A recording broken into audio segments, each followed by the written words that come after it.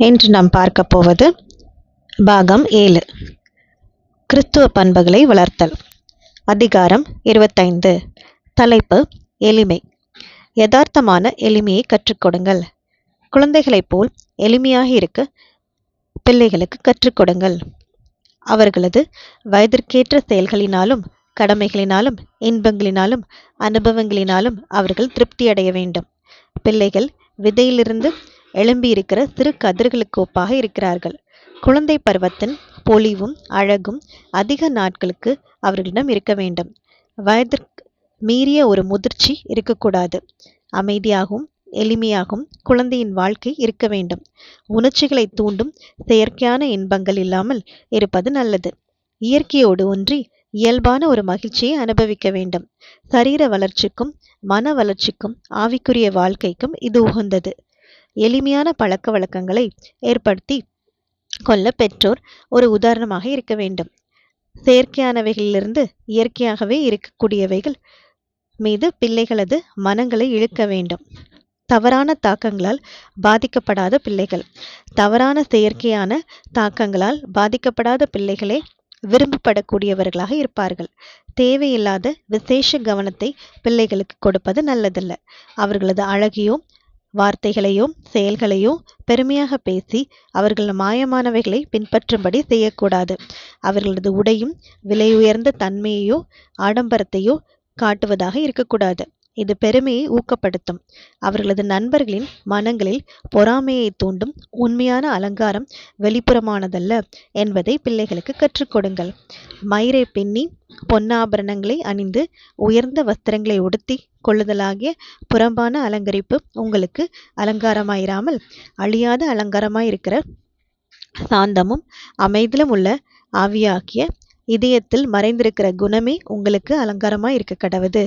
அதுவே தேவனுடைய பார்வையில் விலையேற பெற்றது. 1 பேதுரு 3:3-4. உண்மையான அழகின் இரகசியம். உண்மையான அழகு தோற்றத்திலோ உருவ அமைப்பிலோ நமது சாதனைகளிலோ இல்லை.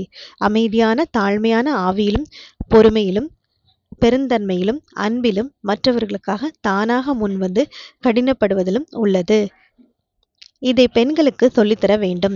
வேலை செய்யவும் ஒரு நோக்கத்துடன் படிக்கவும் ஒரு இலக்குடன் வாழவும் தேவனுக்கு பயந்து அவரை விசுவாசிக்கவும் பெற்றோர்களை மதிக்கவும் அவர்களுக்கு கற்றுக்கொடுங்கள்.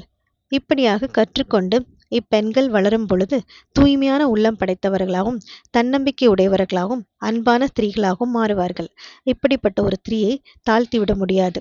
அநேகரை சீரழித்து சோதனைகளிலிருந்தும் இக்கட்டிலிருந்தும் தப்பித்து கொள்வாள். மாயையின் விதைகள். அநேக குடும்பங்களில் சுயநலம் மற்றும் மாயையின் விதைகள் பிள்ளைகளின் இதயத்தில் குழந்தை பருவத்திலிருந்து விதைக்கப்படுகின்றது. அவர்களது தவறான செய்கைகளும் வார்த்தைகளும் அவர்களுக்கு முன்பாக மற்றவர்களிடம் பெருமையாக செயல்படுகின்றன. அவைகள் நல்லவைகளை போல் பாவிக்கப்பட்டு இருப்பதற்கு பல மடங்கு பெரிதாக விளக்கப்பட்டு புகழப்படுகின்றன. பிள்ளைகளை இதை கவனிக்கிறார்கள். அதிக முக்கியத்துவம் வாய்ந்தவர்களாக தங்களை நினைத்துக் கொள்கிறார்கள். பெரியவர்கள் பேசிக்கொண்டிருக்கும் பொழுது இடையே குறுக்கிடுகிறார்கள். பெரியவர்களைப் போல் பேசவும் நடக்கவும் துணிகிறார்கள். அவர்களை புகழ்ந்து பெருமையடித்துக் கொண்டே இருப்பது அவர்களது அகந்தையை கூட்டுகிறது. தங்கள் விருப்பத்தின்படியே எதையும் செய்யவும் அதன்படி நடக்கவும் வழிநடத்தப்படுகிறார்கள். சின்ன பிள்ளையானவன் வீட்டை கட்டுப்படுத்தி கொண்டு பெற்றோரின் மீதும் அதிகாரம் செலுத்தும் நிலை வந்துவிடும். தவறான இப்பயிற்சியினால் உருவாக்கப்பட்ட இக்குணம் வயது வந்ததும் அப்படியே இருக்கும். அவன் வளர அதுவும் வளரலாம். குழந்தை பருவத்தில் சிறிய தவறாக தெரிந்து வெறுக்கப்படத்தக்க துன்மார்க்கமான முதிர்ச்சி பெறும் மற்றவர்கள் மீது அதிகாரம் செலுத்த முயலுவார்கள். இது செய்ய முடியாமற் போனால் பெரிய தவறு தங்களுக்கு இழக்கப்பட்டதை போல் நடப்பார்கள். சிறு வயதில் தங்களது விருப்பத்திற்கு எல்லாம் விடப்பட்டதின் விளைவு இது. வாழ்க்கையின் சுமைகளை தாங்குவதற்கு தேவையான சுயமரப்பு அவர்களுக்கு கற்றுக் கொடுக்கப்படவில்லை. புகழப்பட விரும்புவதை அனுமதிக்காதீர்கள். பிள்ளைகளுக்கு நமது பாராட்டும் ஊக்கமும் கரிசனையும் தேவையே. ஆயினும் தங்களை மற்றவர்கள் புகழ வேண்டும் என்று ஆசை அவர்களிடம் வளரவிடக்கூடாது. நல்ல குணங்களை பிள்ளைகள் அடையவும் சாதனைகளை புரிவதற்கும் சுய திருப்தி ஒரு தடையாக அமைந்துவிடும். பிள்ளைகளின் நன்மையை கூறும் எந்த ஆசிரியரும் பெற்றோரும் இதை மனதில் கொள்வார்கள். தங்களது திறமைகளை வெளிக்காட்ட வேண்டும் என்ற ஆசையை வாலிபர்களின் மனங்களில் வரவிட மாட்டார்கள். தனக்கும் மேலாக தன் கண்களை உயர்த்துபவன் தாழ்மையாக இருப்பான். அதே நேரத்தில் கனம் பொருந்தியவனாகவும் இருப்பான். தற்காலிகமான வெளிப்புறமான விஷயங்களினால் பாதிக்கப்பட மாட்டான். உணவிலும் உடையிலும் எளிமையை ஊக்கப்படுத்துங்கள். வீட்டின் சுமைகளை சுமக்க பெற்றோர் தாங்களும் பிள்ளைகளுக்கு கற்றுக் கொடுக்க வேண்டும். இது ஒரு பக்தி வினயமான கடமை. சாதாரணமாகவும் எளிமையாகவும் இருக்கும் உணவும் உடையும் நம்மை திருப்திப்படுத்த வேண்டும். பெற்றோர்கள் தங்கள் பொறுப்பை உணர்ந்து தேவனுக்கு கொடுக்க வேண்டிய கணக்கை புரிந்து கொள்வது எவ்வளவு முக்கியத்துவம் வாய்ந்ததாக இருக்கின்றது. சமுதாயமே மாறிவிடும். பிள்ளைகளும் தங்கள் விருப்பம் போல செய்ய செல்லம் கொடுத்து கெடுக்கப்பட மாட்டார்கள். தவறான உடையினால் மாயமானவர்களாக இருக்க மாட்டார்கள். எளிமையும் விசுவாசத்தையும் கற்றுக் கொடுங்கள். எளிமையும் விசுவாசத்தையும் உண்டு பண்ணும் பாடங்களை பிள்ளைகளுக்கு கொடுக்க வேண்டும். சிருஷ்டிகரை நேசித்து அவருக்கு பயந்து நடக்கும், அவருக்கு கீழ்ப்படியும் சொல்லித்தர வேண்டும். வாழ்க்கையின் எல்லா திட்டங்களிலும் இலக்குகளிலும் தேவ மகிமையை முதலிடம் பெற வேண்டும். ஒவ்வொரு செயலின் தூண்டுதலாக தேவ அன்பே இருக்க வேண்டும். கிறிஸ்து நமது உதாரணம். ஒரு ராஜாவின் கனத்துடன் இயேசு இவ்வுலருக்கு வந்தபோதும் கூட தாழ்மையானவர்களே நடந்து கொண்டார். ஒவ்வொரு இல்லத்திற்கும் வெளிச்சமாகவும் ஆசீர்வாதமும் இருந்தார்.